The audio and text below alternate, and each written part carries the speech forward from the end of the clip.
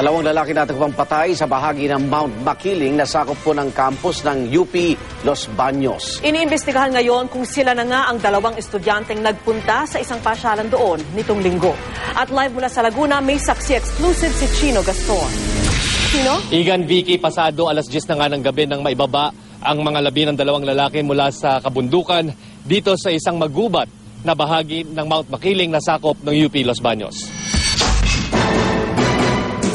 Nasa advanced state of decomposition na ang bangkay ng dalawang lalaki nang matagpuan ng mga tauhan ng PNP Soco at mga Los Baños Rescue Volunteers. Naka-shorts daw ang dalawang lalaki at pawang may mga pasa sa katawan ng makita. Hirap ang mga pulis at volunteers na maibaba ang mga bangkay dahil sa matarik at masukal na daan. Hanggang sa ngayon, hindi pa makumpirma ng mga otoridad o UPLB kung ito nga ang napapaulat na nawawalang dalawang estudyante. Ayon sa Los Baños Police, mga hiker na umaakyat sa Mount Makiling ang nakakita raw sa katawan ng dalawang lalaki na lumulutang sa isang batis sa magubat na bahagi ng Mount Makiling, sakop ng UP Los Baños. Batay sa logbook ng UPLB Forestry Guard, dalawang UPLB students daw ang pumasok dito noong linggo para magpunta sa flat trucks na isang popular na pasyalan sa Makiling. Sa ngayon ay di pa matiyak kung ano ang ikinamatay ng dalawa. Iniimbestigahan ngayon kung may kinalaman sa insidente ang 7 lalaking umakyat din sa lugar ilang minuto matapos pumasok sa gubat ang dalawang nawawalang estudyante. Dalawa lang sila. Pero may mga kasabay. Medyo ang gap lang, ilang minuto lang. At yung pinuntahan nila, destination din ng pinuntahan ng dalawa sa flat rock.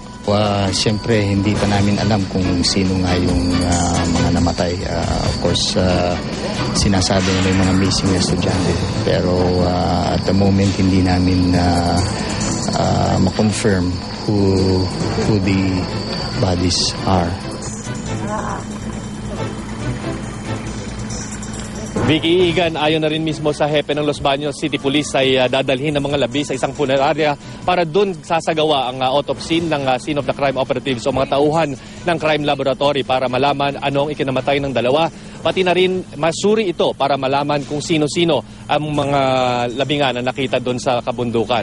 At hanggang sa mga sandaling ito ay wala pa tayong namamataang mga kamag-anak ng lumalapit dito sa lugar. Bagamat may nakita tayong mga estudyanteng umaaligid kanina doon sa may rescue site na sinasabing kilala yung dalawang nawawalang estudyante. At live mula rito sa Los Baños, Laguna, ako si Chino Gaston, ang inyong saksi.